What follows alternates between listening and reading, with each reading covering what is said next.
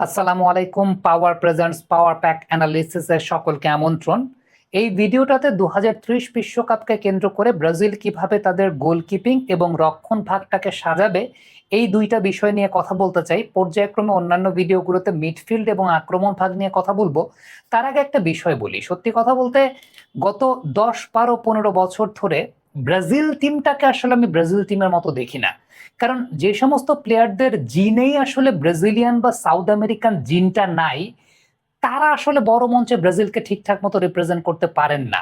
ধরেন আমি একটা এক্সাম্পল এর আগেও আপনাদেরকে দিয়েছি।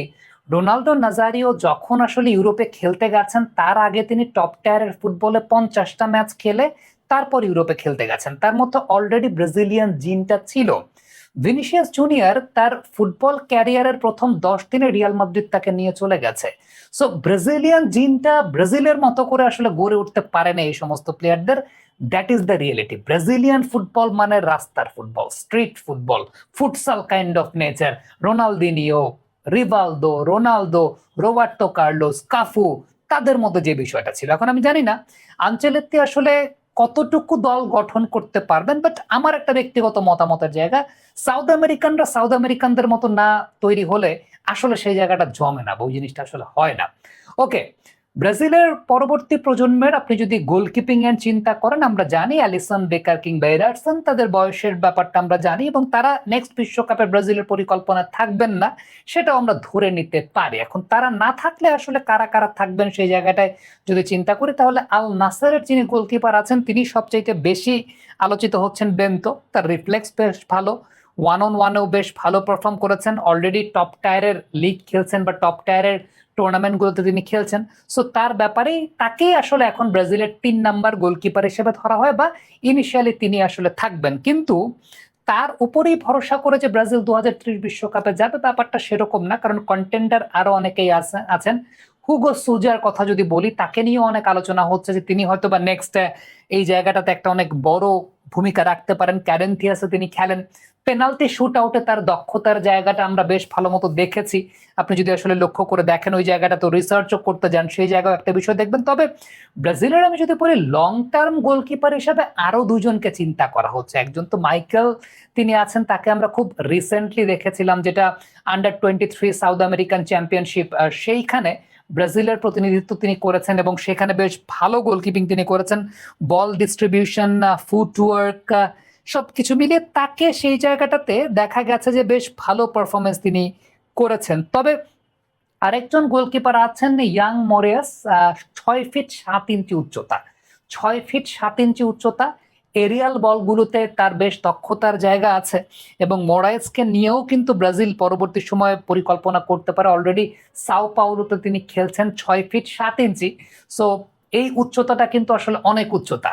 এই উচ্চতার একটা অ্যাডভান্টেজের জায়গাটাও আছে এবং ব্রাজিলে এখন গোলকিপারদের নাম যাদের উচ্চারিত হচ্ছে, যেহেতু ওই যে বললাম ব্রাজিলিয়ান জিনের কথা একটা আমি বলি, সাও পাওলোতে খেলছেন, 6 ফিট 7 ইঞ্চি তার উচ্চতার জায়গা রয়েছে, তাকে হয়তোবা কার্লো আনচেলত্তি দেখতে পারেন সামনে। বাবা, এত এনার্জি কই পাও? এই পাওয়ার পাওয়ার চুমুকে অ্যাকশন সামনের দিনগুলোতে হয়তোবা তাকে সেই জায়গাটা দেখা যেতে পারে। এখন দেখেন ব্রাজিলের সবচেয়ে ডিসঅ্যাপয়েন্টিং জায়গা যদি আপনি বলেন, আমার কাছে ব্যক্তিগতভাবে মনে হয় ব্রাজিলের রক্ষণ ভাগ, বিশেষ করে যে দুই ফুলব্যাক এই বিশ্বকাপে ব্রাজিলের হয়ে খেলেছিলেন। আমি সত্যি কথা বলতে যাদেরকে দেখেছি, কার্লোস, কাফু, ইভেন তার পরবর্তী পর্যায়ে ওই টিমটাতে সিসিনহো যে সাবে নামতেন, মানে ওই লেভেলের প্লেয়ারও আসলে আমি কাউকে দেখিনি। মাইকন, তারাও তো বেশ ভালো, মাইকন বা মার্সেলো, তারাও তো বেশ ভালো লেভেলের প্লেয়ার ছিলেন। ইভেন সেন্টার ব্যাক পজিশনে মার্কুইনোস মিস্টেক করেছেন, Gabriel definitely he performed well, but তারপরও আমার কাছে মনে হয় যে গ্যাব্রিয়েল যদি কখনো ভুল করে থাকেন, স্যালিবা যেরকম দেখা যায় যে লিগে তাকে কমপ্লিমেন্ট বা কম্পেনসেট করার জন্য থাকেন, এই জায়গাটাতে ওই রকম আসলে আমি পাই নাই ব্রাজিলের এই টিমটাতে, সত্যি কথা বলতে। সো আপনি যদি ব্রাজিলের, আমি যদি একদম সেন্টার ব্যাক পজিশন দিয়ে চিন্তা করি, সেন্টার ব্যাক পজিশনে গ্যাব্রিয়েল ডেফিনেটলি, তার উপরেই আনচেলত্তি ভরসা রাখবেন। He will be the leader, maybe he might be the captain of the side, সেরকমও হতে পারে। গ্যাব্রিয়েলের ব্যাপারে আমরা তো সবাই জানি। এডার মিলিতাও তার অটো চয়েস, তিনি হয়তো বা সেই জায়গাটা চলে আসবেন। এবং এডার মিলিটাওয়ের একটা অনেক বড় বৈশিষ্ট্য জায়গা আছে, তিনি রাইট ব্যাক হিসাবেও কিন্তু খেলতে পারেন।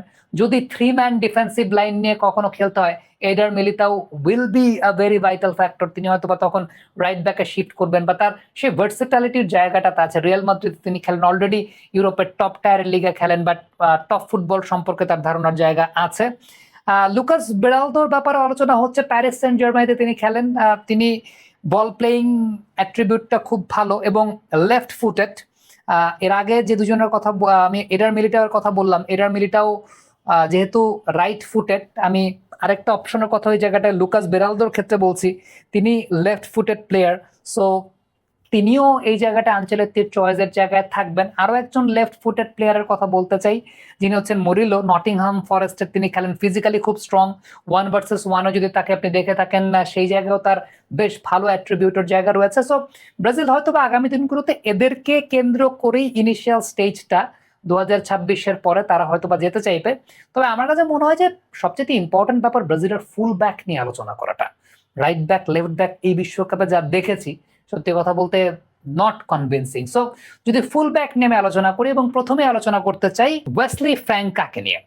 22 বছর বয়সী প্লেয়ার, রোমাতে তিনি খেলছেন, ওভারল্যাপিং খুব ভালো করেন, ক্রসিং খুব ভালো করতে পারেন। ব্রাজিলিয়ান স্টাইল ফুটবল যেটাকে বলা হয়, সেই ব্রাজিলিয়ান স্টাইল ফুটবলটা as a right back position player তিনি বেশ ভালো করতে পারেন। এবং আপনি যদি তার প্লেইং অ্যাট্রিবিউটগুলো দেখেন, সেটা কিন্তু এক ধরনের ব্যাপার আছে। ভ্যান্ডারসনের ব্যাপারে অনেকে কথা হচ্ছে, মোনাকোতে খেলেন, ট্যাকটিক্যাল ব্যালেন্স তার মধ্যে রয়েছে। তাকেও আঞ্চলিতে হয়তোবা দেখবেন, বা তার দিকেও হয়তোবা থাকবে নজর। দেন ইয়ান কৌতোর কথাও আসবে, ডটমুন্ডে তিনি খেলছেন, টপ টায়ারের টিমে অলরেডি তিনি খেলেন। তার সেই প্লেইং অ্যাট্রিবিউট আছে ব্রাজিল টিমের মধ্যে ডমিনেট করার জন্য। ইভেন আর্থারের কথা যদি আপনি বলেন, আর্থারের কিন্তু আসলে ওপরের দিকে খেলার অবস্থাও রয়েছে, অর্থাৎ ওপরের দিকেও তিনি খেলতে পারেন, বা মিডফিল্ডেও তিনি খেলতে পারেন।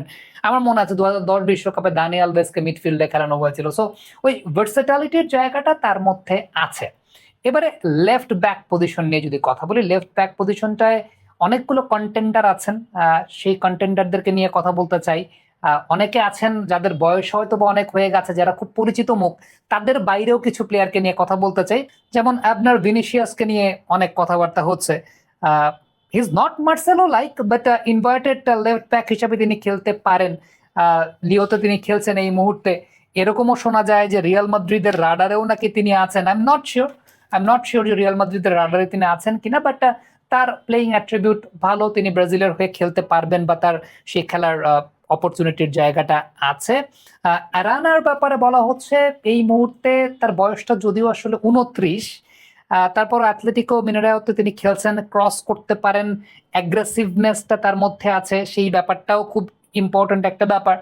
আবারও বলছি যে বয়স একটা ফ্যাক্টর, যে ব্রাজিল কিন্তু আসলে এই পজিশনগুলোতে একটু বেশি বয়সী প্লেয়ারদেরকে নিয়ে খেলার জন্য, সেটা ব্রাজিলের জন্য আবার হিতে বিপরীত হয় কিনা, আনচেলত্তি কিভাবে চিন্তা করবেন লং টার্ম প্রসিডিওরে, সেটাও একটা বিষয়। তবে এই মুহূর্তে যেই প্লেয়ারটাকে সত্যি কথা বলতে বলা হচ্ছে মার্সেলো কাইন্ড অফ প্লেয়ার, বা মার্সেলো টাইপের প্লেয়ার, বয়সটাও খুব কম, এবং আমরা যদি বয়স ভিত্তিক দল চিন্তা করি, সেখানেও তার সাকসেস রয়েছে। আমরা আন্ডার-20 টিমেও তার পারফরমেন্স দেখেছি। কাইকি ব্রুনো, আপনি যদি একটু দেখেন কাইকি ব্রুনোর প্লেইং অ্যাট্রিবিউট, অনেকটা মার্সেলোর সঙ্গে আপনি মিল পাবেন। স্পিড, কন্ট্রোল, ফাইনাল থার্ডে গিয়ে আক্রমণের যোগান দেওয়া, সবকিছুই কিন্তু তার মধ্যে রয়েছে, এবং সেই কাজটা তিনি আসলে করেন বা করতে পারেন।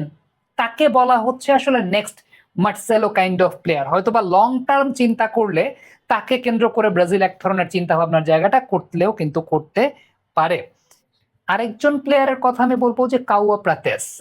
এই প্লেয়ারটা লম্বা, প্রায় 6 ফিট 2-3 ইঞ্চির মতো লম্বা। বয়সটা এখন কম, এবং আগামী ওয়ার্ল্ড কাপ আসতে আসতে 22-23 বছর বয়স হয়ে যাবে। বরুশিয়া ডর্টমুন্ডের প্লেয়ার, ইউরোপের টপ টায়ারের প্লেয়ার।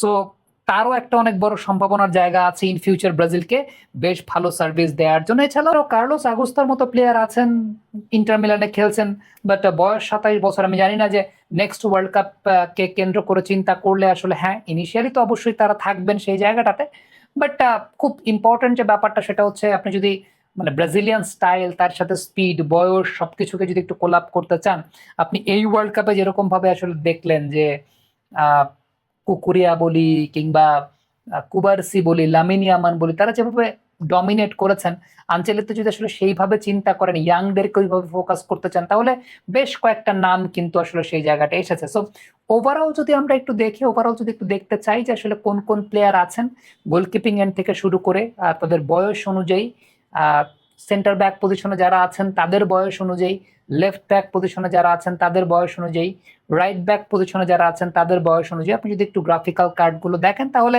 এটা দেখলে আপনি মোটামুটি বোঝা যাবেন যে আগামীতে ব্রাজিলের আসলে এই পার্টিকুলার পজিশনগুলোতে কারা আছেন, সেই জায়গাটাতে কাদের দিকে আপনি সামনের দিনগুলোতে নজর রাখতে পারেন। So that is it. আমরা এটা একটা সিরিজ কন্টিনিউ করতে চাই যে এরপরে মিডফিল্ড পজিশনে আসলে কারা আছেন, কাদের দিকে আপনি নজর রাখতে পারেন, ফরওয়ার্ড পজিশনে কারা আছেন, কাদের দিকে নজর রাখতে পারেন। সো আশা করছি অনফিল্ডের সঙ্গেই থাকবেন।